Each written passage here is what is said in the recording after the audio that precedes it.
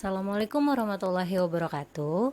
Hari ini kita akan membahas teori-teori psikoanalisa bersama saya psikolog klinis anak Elis Yulia.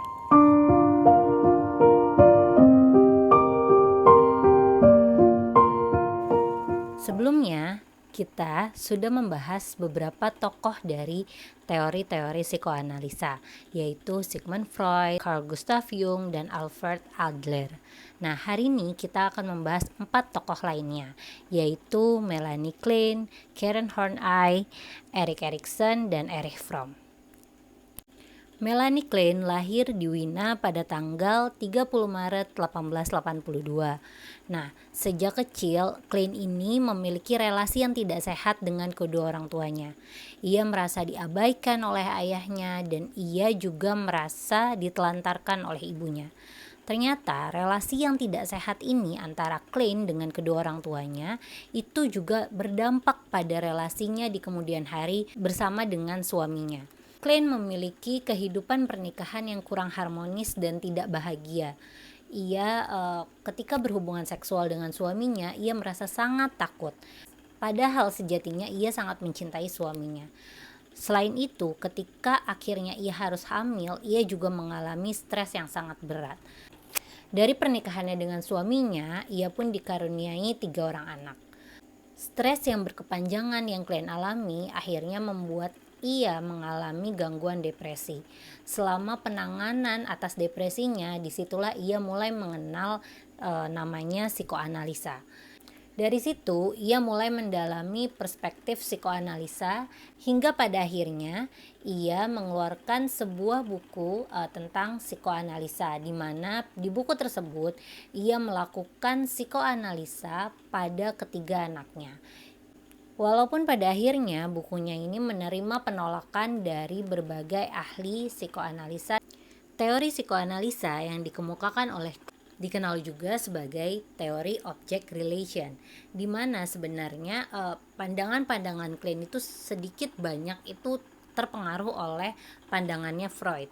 Namun terdapat 3 perbedaan dalam pandangannya Freud dan juga pandangannya Klein. Perbedaan yang pertama yaitu teori dari Klein itu lebih menekankan kepada pola-pola relasi interpersonal yang konsisten dan juga cenderung bersifat maternalistik, di mana ia lebih menekankan pada hubungan atau relasi antara ibu dan anak selama proses pengasuhan berlangsung. Klein juga memandang jika kontak dan relasi antar manusia sebagai motif utama untuk perilaku manusia. Jadi, inti dari teori object relation ini adalah hubungan antara anak dan juga ibunya pada saat kecil itu akan menjadi model untuk hubungan seseorang di masa mendatang gitu. Jadi ketika ia memiliki relasi yang positif dengan ibunya, maka di masa yang mendatang ia juga akan bisa memiliki relasi yang juga positif dengan orang lain gitu, entah itu dengan kawan-kawannya, teman-temannya, atau juga dengan pasangannya. Dalam teorinya, Klein menekankan 4-6 bulan pertama dalam kehidupan untuk melakukan analisis. Hal ini dikarenakan Klein yakin kalau misalnya bayi yang lahir di dunia itu tidak terlahir dengan kondisi yang kosong. Bayi membawa predisposisi untuk mengurangi kecemasannya yang muncul akibat adanya insting hidup dan juga insting mati. Salah satu asumsi yang dinyatakan Klein adalah ketika lahir, bayi itu tidak terlahir dengan kosong, tetapi bayi memiliki fantasi-fantasi yang aktif, di mana fantasi-fantasi ini merupakan representasi psikis dari ketidaksadaran id. Contohnya, ketika kita melihat bayi yang sedang tertidur, sedang mengemut-ngemut jempolnya. Nah, menurut Klein, perilaku mengemut jempol pada bayi itu merupakan representasi dari id bayi, yaitu keinginan untuk makan atau insting lapar. Klein setuju dengan Freud jika manusia itu memiliki insting-insting atau dorongan-dorongan, baik itu insting kematian ataupun insting kehidupan. Nah, Tapi menurut Klein, insting di sini itu atau dorongan-dorongan ini itu bukan cuma sekedar pemikiran saja seperti yang dikemukakan oleh Freud gitu. Tapi juga ada wujud nyatanya atau disebut juga dengan objek eksternal. Misalnya saja insting lapar. Insting lapar itu memiliki objek, yaitu untuk bayi payudara yang baik. Asumsi lainnya menurut Klein, bayi itu sudah mengalami yang namanya konflik dasar gitu antara insting hidup dan insting mati, seperti misalnya baik dan buruk, cinta dan benci, membangun dan juga menghancurkan, dan insting-insting yang berlawanan lainnya. Namun sejalan dengan pertumbuhannya ego, secara alami bayi akan memilih hal yang menyenangkan baginya dan meninggalkan hal yang tidak menyenangkan baginya. Dalam menghadapi dikotomi baik dan buruk tersebut atau perasaan-perasaan yang bertentangan itu, bayi itu mengatur pengalaman mereka ke dalam posisi-posisi. Sebenarnya posisi di sini itu sejajar dengan tahap perkembangan, tapi Klein lebih suka menyebutnya posisi karena menurutnya kondisi ini bisa jadi kemajuan atau kemunduran gitu, sedangkan tahap perkembangan itu tidak seperti itu karena tahap perkembangan itu akan selalu maju seiring berjalannya usia. Ada dua posisi yang dikemukakan oleh Klein, yaitu posisi paranoid schizoid dan juga posisi depresif. Pada awal kehidupan, bayi melakukan kontak dengan payudara ibu yang dipersepsikan sebagai payudara baik dan juga payudara yang buruk. Klein menyatakan bahwa bayi memiliki keinginan untuk menguasai payudara tersebut dan juga dorongan untuk menghancurkan payudara tersebut. Kedua keinginan berlawanan ini termanifestasikan ke dalam dua hal. Di satu sisi, keinginan untuk menghancurkan termanifestasikan saat bayi menggigit, mengkoyak, atau merobek payudara ibunya. Di sisi lain, bayi juga tetap memiliki kepercayaan gitu bahwa ibunya dan payudaranya adalah hal yang baik, sehingga ia tidak akan merusak atau menyakiti ibu dan payudaranya. Kondisi ambivalen yang terjadi pada bayi ini disebut juga dengan posisi paranoid schizoid. Pada masa ini, bayi itu memilih-milih nih objek yang ada di lingkungan eksternalnya dengan objek yang baik dan juga objek yang buruk. Nah, pengalaman ini akan menjadi prototipe untuk kehidupan bayi di masa berikutnya gitu. Jadi pada masa dewasa, bayi sudah memiliki skema di kepalanya untuk menilai sesuatu apakah itu baik ataukah itu buruk gitu. Tetapi bukan berarti posisi ambivalen tidak dapat terjadi pada masa dewasa ya. Jadi pada saat dewasa posisi paranoid schizoid juga dapat terjadi gitu. Contohnya nih, ketika kita punya teman dekat lalu kita merasa teman kita nih baik gitu, dia tuh baik, tapi di satu sisi ada hal yang menyebalkan dari diri dia yang kita tidak suka gitu. Jadi kan kita juga dihadapkan oleh posisi ambivalen nih, yang disebut juga posisi paranoid schizoid. Nah, hal ini menjadi normal ketika kita menyadari posisi ambivalen tersebut. Pada usia 5 atau 6 bulan, bayi mulai dapat melihat objek secara utuh. Maksudnya yaitu di mana pada diri seseorang itu bisa terdapat kebaikan dan juga keburukan sekaligus. Nah, pada tahapan ini anak-anak juga atau bayi juga memiliki ego yang lebih matang. Pada masa ini bayi itu mulai menyadari gitu kalau misalnya suatu saat ibunya bisa saja pergi jauh atau hilang selamanya dari hidupnya. Maka dari itu bayi itu memiliki rasa atau memiliki keinginan untuk dapat melindungi ibunya dari bahaya-bahaya yang dapat membuat ibunya hilang dari hidupnya. Namun di sisi lain, bayi juga sadar jika ia tidak dapat melindungi ibunya sepenuhnya dari hal-hal buruk yang ada di luar sana, sehingga hal ini membuatnya merasa bersalah. Kondisi di mana bayi merasa akan kehilangan objek yang sangat dicintainya, sekaligus juga merasa bersalah karena tidak bisa melindungi objek tersebut, itu disebut juga dengan posisi depresif. Kondisi ini akan menjadi faktor yang sangat menguntungkan bagi bayi dalam perkembangan hubungan interpersonalnya di masa yang akan mendatang. Ketika bayi dapat melewati posisi depresif ini dengan baik, maka ia akan mengembangkan hubungan yang secure dengan lingkungannya, di mana ia tahu ketika ia memiliki sebuah objek atau ia sedang dekat dengan sesuatu atau menyukai sebuah objek, ia mungkin saja akan kehilangan objek tersebut. Ia akan sangat aware atau menyadari hal tersebut, sehingga ketika akhirnya ia kehilangan, ia tidak merasa sangat sedih atau sangat terpuruk gitu atas kehilangan objek tersebut gitu, karena ia sudah menyadari hal kehilangan tersebut sejak awal gitu. Nah, hal ini juga akan membuat bayi itu jadi lebih percaya terhadap objek-objek yang ada di sekitarnya.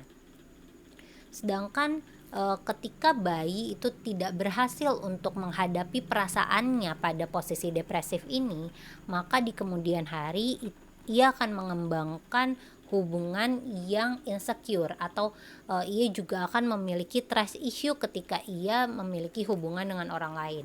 Dan ketika dia harus kehilangan orang yang sangat dekat dengannya, orang sangat ia cintai, atau bahkan barang-barang yang sangat ia sukai, maka ia akan mengalami kesedihan yang cukup berkepanjangan dan juga kesedihan yang cukup berlebihan.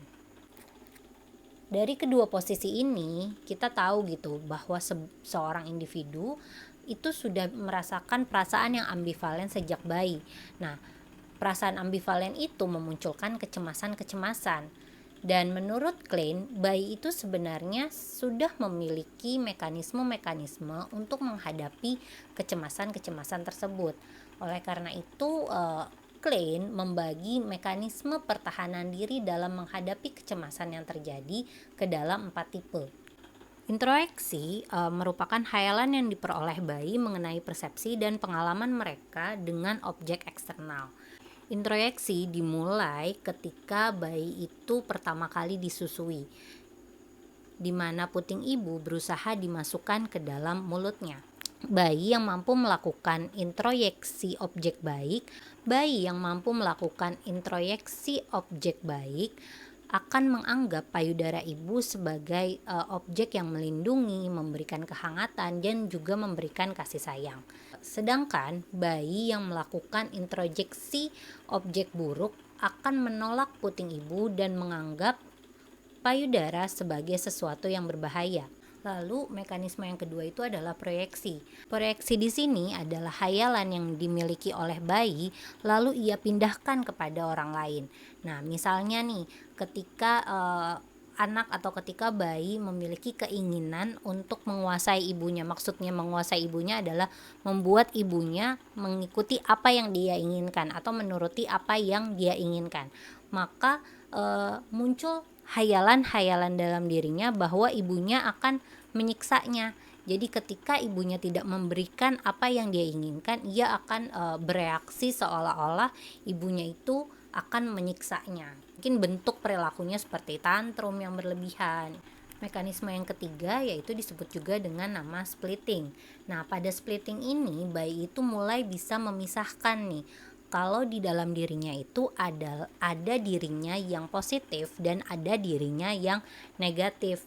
Nah, kemampuan untuk memisahkan atau membedakan hal-hal yang baik dalam dirinya dan hal-hal yang buruk dalam dirinya ini sebenarnya itu membawa dampak yang positif dan membawa dampak pula yang negatif gitu. Ketika anak mampu untuk membagi dirinya menjadi dirinya yang positif dan dirinya yang negatif secara tidak ekstrim, nah hal ini akan memberikan dampak yang positif gitu. Dia jadi tahu apa kelebihannya dia dan apa kekurangannya dia, dan dia juga lebih menerima dirinya gitu dengan dia memahami dirinya sendiri gitu. Namun ketika hal ini dilakukan dengan ekstrim, anak itu menjadi tidak mampu untuk menerima dirinya sendiri gitu. Terlebih ketika ia tidak mampu menerima hal-hal negatif yang ada pada dirinya. Hal ini akan memicu munculnya patologis di kemudian hari gitu. Karena hal-hal yang negatif ini atau hal-hal yang tidak disukai dari dirinya ini akan ditekan ke alam bawah sadar yang nantinya akan dimunculkan kembali dalam bentuk simptom-simptom patologis. Mekanisme yang keempat adalah identifikasi proyeksi, yaitu ketika seseorang memisahkan bagian dari dirinya yang tidak dapat ia terima. Hasil pemisahan ini kemudian diproyeksikan kepada objek lain, lalu kemudian diintroyeksikan kembali ke dalam dirinya dalam bentuk yang berbeda. Usaha ini memiliki pengaruh yang cukup kuat terhadap perkembangan terhadap hubungan interpersonal baik ketika dewasa kelak. Usaha ini memiliki pengaruh yang sangat kuat terhadap hubungan interpersonal bayi pada saat dewasa kelak. Misalnya nih, ada seorang pria yang sebenarnya memiliki sifat yang suka mendominasi orang lain gitu. Tetapi ia tidak suka dengan sifat tersebut gitu. Sehingga ia memproyeksikan sifat tersebut kepada istrinya. Jadi dia menganggap bahwa istrinya adalah orang yang suka mendominasi orang lain. Karena ada anggapan tersebut, maka ia mengintroyeksikan hal tersebut ke dalam dirinya. Karena ia merasa istrinya adalah orang yang mendominasi orang lain, maka ia cenderung bersifat submisif gitu dalam rumah tangganya, dan ia memberikan kesempatan kepada istrinya untuk mendominasi dirinya. Bisa dikatakan jika Klein itu sebenarnya adalah pelopor dari psikoanalisa pada anak-anak gitu. Jika sebelumnya psikoanalisa itu hanya dilakukan untuk orang-orang dewasa, tapi Klein memulainya dengan melakukan psikoanalisa terhadap anak-anak, terutama ia memulainya terhadap anak-anaknya sendiri gitu.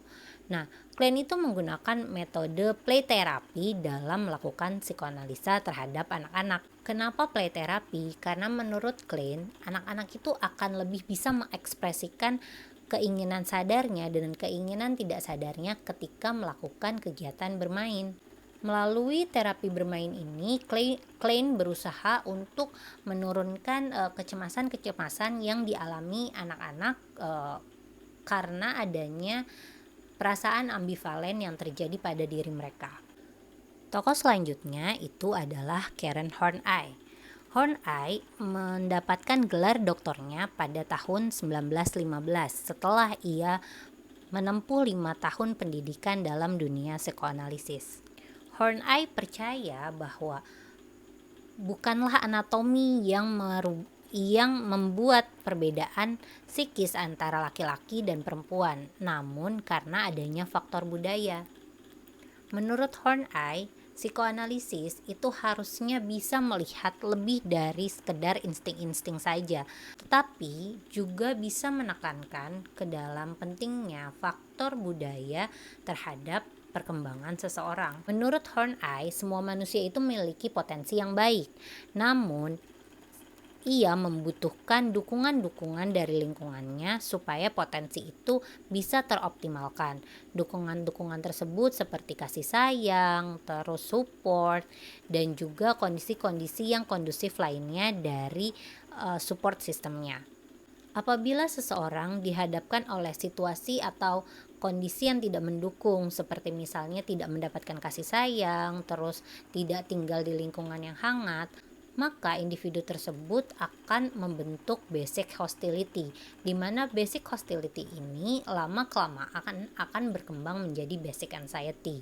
Nah, basic anxiety ini bukanlah sebuah neurosis ya, tetapi bisa diibaratkan nih kalau basic anxiety ini tuh seperti tanah subur untuk patologis manusia gitu.